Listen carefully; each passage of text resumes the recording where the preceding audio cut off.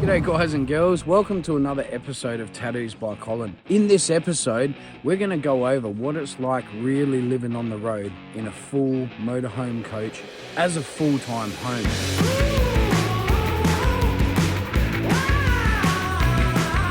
We're not just traveling around, we're not just doing some tour and adventure. I'm living in this thing full time. So we're going to touch over a few of the good things, the bad things, the interesting things that life on the road is going to bring you. And we're going to share that in this episode. So keep an eye out and let's have a look. My name's Colin Woolford. I'm an award-winning tattooist from Australia. A year ago now, I sold my house, my studio, and now I'm traveling around Australia, bringing tattoos to rural communities while living off-grid in a 40-foot bus we now call home. Join me as we tour this beautiful country, telling the stories of its people and enjoying a new lifestyle with plenty of adventures along the way. So guys, I've been living in this motorhome coach for 18 months now, and it's a fully off-grid unit. All full independent solar. We carry thousands of litres of water, gas, cooking, everything. And it's wonderful. The freedom that having a home on wheels offers you is, you can't even explain it.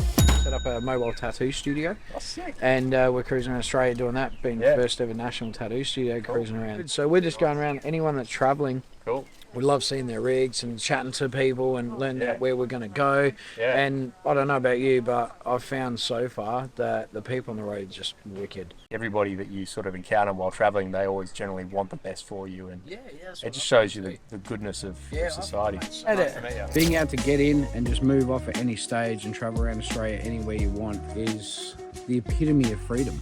You can do what you want, where you want. The cool part about that as well is every town you roll into, you're technically a stranger. Now, for some people, that might be a great thing. For others, maybe not so much. People ask me, is it lonely on the road? Because I've been traveling around for quite some time. I started off with somebody else, but now I'm doing it solo, which is really good. Life on the road as a single man, really good. You know, if you're a sociable person and you like to get out and chat with people and hear people's stories and go to the local pubs and places you turn up, this life is definitely for you.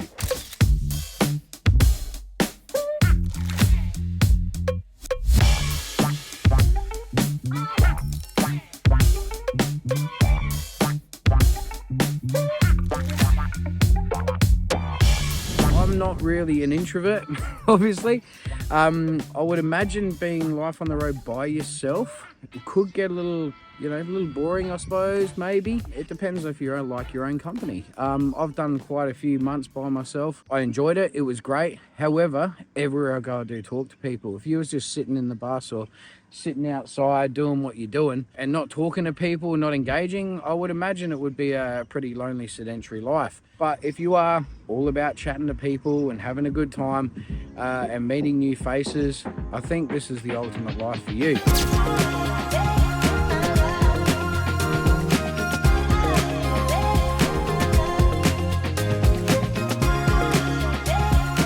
When it comes down to that, traveling by yourself, can it be done? Hell yeah.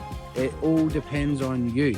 And I actually touched on one of those episodes in my last one about going up and high-fiving people. I did it in the dress, you know. Today we're going to step it up a notch, and we got myself in this beautiful dress, and we have a little foo-foo.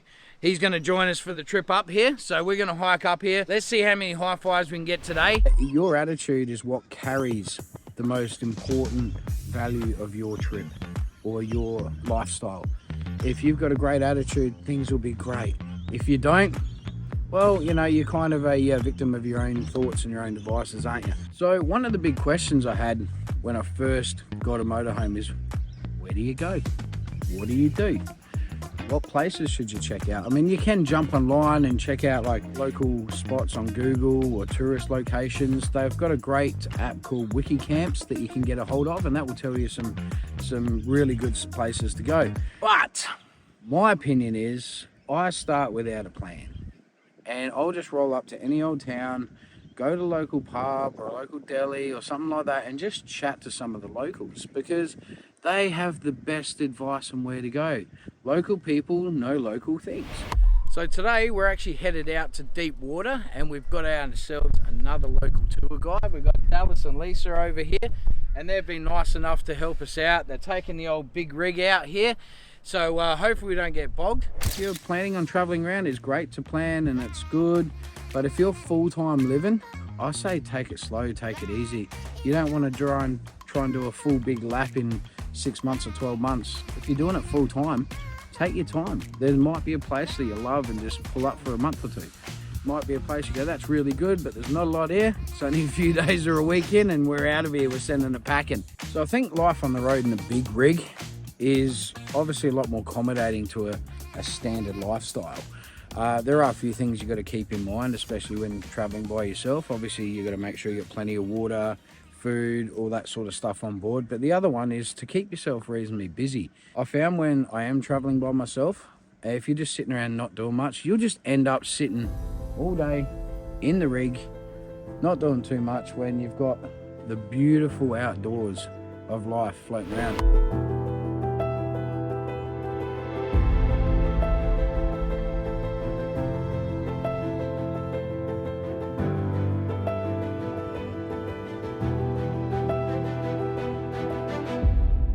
Living by yourself on a big rig is really great. It is fantastic. However, you've got to be wary of a couple of little traps you can get into, especially when you do have a home on wheels, literally a house on wheels, an apartment on wheels. Right? The biggest thing I found just transitioning from city life into bus life was getting over those bad habits. Instead of pulling up and sitting in the bus all day and I'll watch a bit of TV, I'll do that.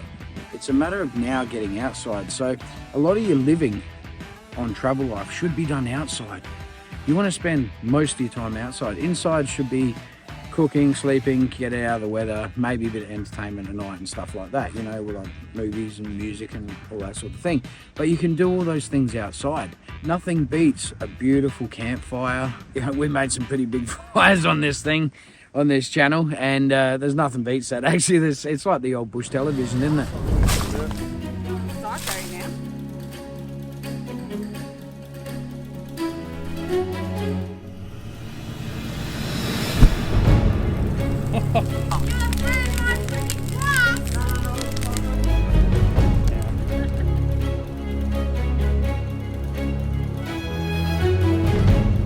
But yeah, that's one big thing I would definitely want to make a point of, is when you do start traveling, you should be mentally preparing yourself to live outside. Even though this is your home, it's your inside and it's your creature comforts, outside is where it's at. That's when you truly live. That's when you truly connect back with nature. That's when joy and happiness ensues. It comes into your world really naturally. And whether it's by yourself or you're traveling with someone, outside is where it's at.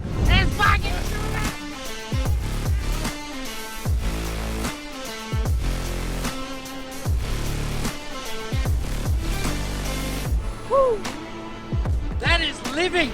So another thing to keep in mind, solo travel is great and it's good for the soul, but let's face it, everybody likes a bit of company. It's always good to have somebody on board, and intermittently I have people on board. They come in for a holiday, mates I've known for a long time, people I know. And pretty recently, my brother has now just decided to come on tour in the big rig and start his music career. His name is Ryan Wolford, so be sure to check out his Instagram. Is traveling with a companion way better? Hell yes, it's fantastic if you get along with the person. It's something to keep in mind. You are in close quarters pretty regularly, and that's why I say living outside really needs to happen. Because if you're living in close quarters, shouldering up to people all the time and, oh yeah, how you doing? It's not too bad and you got to get along with the person, but it does get a little taxing if you're spending all your time inside. So be sure to get outside, travel with someone you like, travel with someone that has similar interests, I think is a good idea, and travel with someone that also doesn't have similar interests, because you got to have your own thing going. They might like music, you might like sightseeing, they might like bird watching, they might like going fishing. Whatever it is, you got to have your own thing on the road, because as huge as these things are, and you can get some massive caravans, you can get some small ones, you can get all different types of style of travel. Eventually, it is a small space. You don't want to feel like you're locked up with your cellmate. All right, you want to be like partying, having a good time, and getting along really, really well. Womp womp womp. Nah. Can leave your hat on, as they say. Oh yeah, you can leave your hat on. You can leave your hand on. I think that's a beautiful thing about traveling. So it's definitely have to give you another plus up. It is good traveling with somebody. It's good to have company. However, you can do it solo, but both ways, you've got to be a people person. Otherwise, you're just going to be sitting around miserable, sitting in your chair, waiting for the sun to come up, waiting for the sun to go down, and meh, what have you done? And something else you really got to take in with traveling this lifestyle. Don't be scared to get out there and do things. Have fun. You know, I've tried my crack at welding.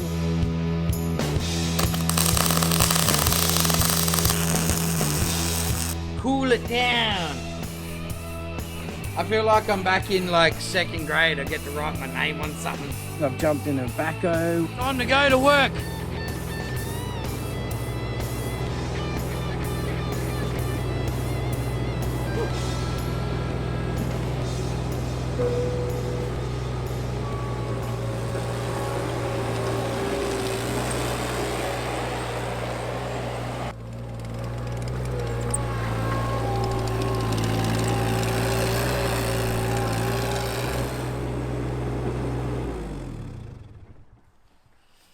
You know what I reckon? I reckon I charge about $200 an hour for doing this shit. Bloody lit fires like crazy, big bonfires. I didn't bring my marshmallows. Wow, that is enormous. The amount of heat coming off of this thing, we can't even get any closer than this. And it actually gives you a really good appreciation for what firefighters do. I couldn't imagine being in a building surrounded by this stuff. These guys are true heroes, so I want to say a big shout out to the firefighters, the volunteer CFS guys as well. Keep doing what you're doing, and wow, what an appreciation. Like I said, we can't even go closer. This is way too hot. So thanks guys, much love. I've gone out on a bit of a hunt with some people. Let's go. Yeah. Doing things that are totally outside my comfort zone. But the only way to get comfortable in life is to truly step out of that comfort zone. Get comfortable with being uncomfortable. So my ideas and concepts of what I valued before I hit bus life versus now is night and day. It's totally different. It's so different to the point where I'm becoming a different person. I'm not caring about what things look like or socially what people are thinking. You start to realize very quickly that a lot of stuff we do in society and in built up areas, I guess, a lot of our life really unconsciously, we make decisions for ourselves based on what we think other people think of us. Why do you buy a nice flash car? It's because of how it looks. It's not because it gets you A to B. Why do you have a nice flash house? Why do we have 4 or 5 bedrooms when we probably only need 1 or 2? I'm starting to learn how unimportant these things are. And when they do become truly unimportant, that's where life starts.